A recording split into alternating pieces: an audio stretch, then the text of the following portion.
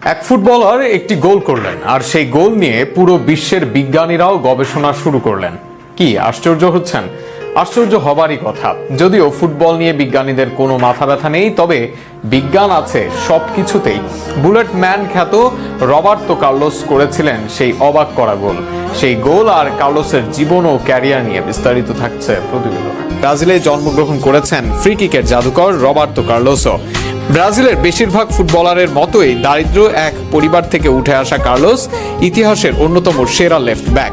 একসময় বাস ভাড়ার অভাবে পায়ে হেঁটে ট্রায়াল দিতে যাওয়া কার্লোস হয়েছিলেন ব্রাজিল ও মাদ্রিদের অন্যতম কিংবদন্তি। বুলেট গতির সব ফ্রি কিক নিতে পারতেন বলে তাকে ডাকা হয় দ্য বুলেট ম্যান নামে।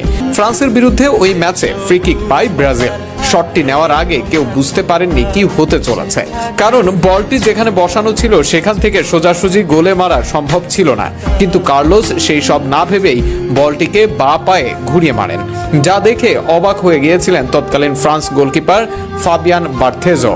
দেখে মনে হয়েছিল বলটি কর্নার ফ্ল্যাগের দিকে যাবে, কিন্তু সবাইকে অবাক করে বলটি বিপরীত দিকে ঘুরে পোস্টের গা ঘেঁষে গোলে ঢুকে যায়।